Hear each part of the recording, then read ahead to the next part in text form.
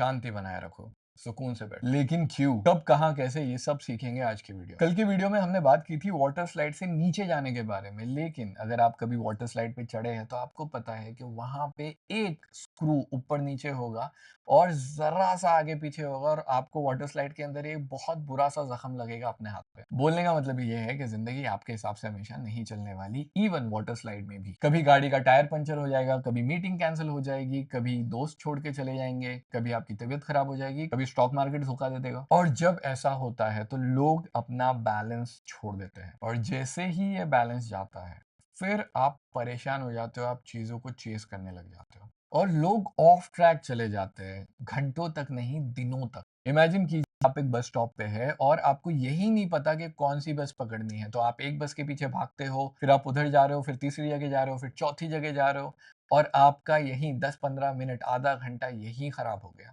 अब इमेजिन करो अगर यही चीज जिंदगी के साथ हो तो आप एक चीज चेस कर रहे हो, फिर दूसरी, फिर तीसरी, क्योंकि आपका दिमाग शांत नहीं है, आप परेशान हो और आपको कुछ समझ नहीं आ रहा है। तो जब भी आपको ऐसा लगे कि आप चीजों को चेस कर रहे हो, we need to get back, क्योंकि अगर हम अपनी जिंदगी को वापस सुर पे नहीं लाएंगे तो जिंदगी बहुत बेसुरी साउंड करेगी। अब जिंदगी का रिदम कभी ना कभी आपके हाथ से छूटेगा ही छूटेगा, इसमें कोई दो राहें नहीं है, इसको कोई मना नहीं कर रहा है, आपका काम है इसको वापस रिदम में लाना। और की है डिसरप्शन को अवॉइड करना और शांति से अपने ऑर्डर पे वापस लौट जाना। जितना ज्यादा आप स्कैटर्ड रहोगे उतना ही ज़्यादा आपके हाथ से कंट्रोल निकलते जाएगा और दुनिया की हर एक छोटी चीज़ आपको परेशानी लगेगी और दुनिया आपसे ये सवाल पूछ रही है कि आप अपने अगले प्रॉब्लम पे क्या करोगे।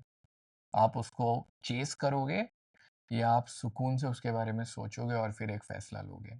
यहाँ पे पूरा बैलेंस पावर आपके दिमाग का है। आपको बस शांति से बैठना है, ऊपर वाले पे भरोसा रखना है, समझना है कि मेरी ज़िंदगी जहाँ पे भी जा रही है मैं हैंडल कर लूँगा और बस अपने काम पे ध्यान देना है। और अगर आप इसे रीसेट करना चाहते हो तो पहली समझने की चीज़ ये है कि लाइफ को आपसे परफेक्शन नहीं चाहिए।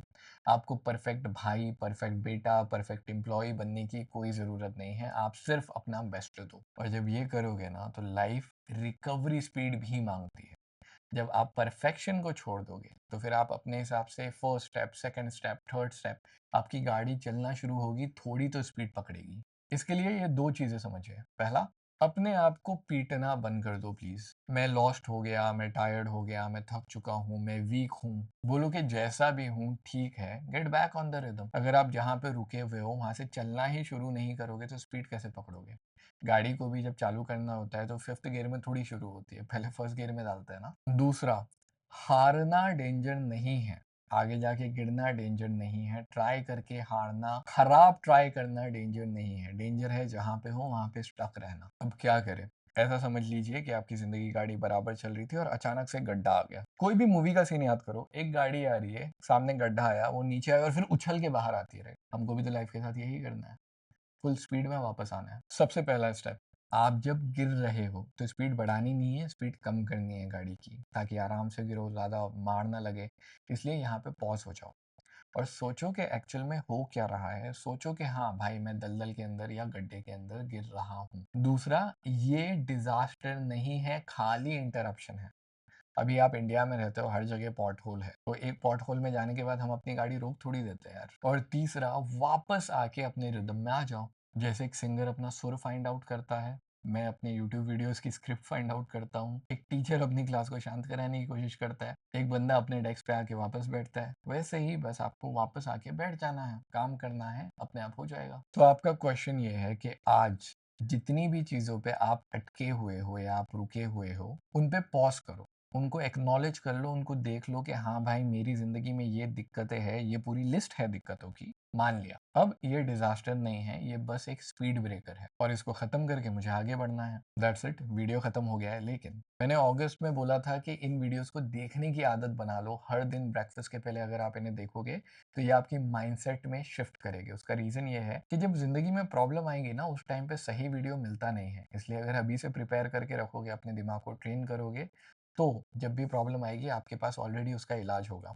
अब कुछ लोग हैं, कुछ अमेजिंग लोग हैं जो इस वीडियोस को रोज देखते हैं और प्रेजेंट मार्क करते हैं कमेंट्स के अंदर।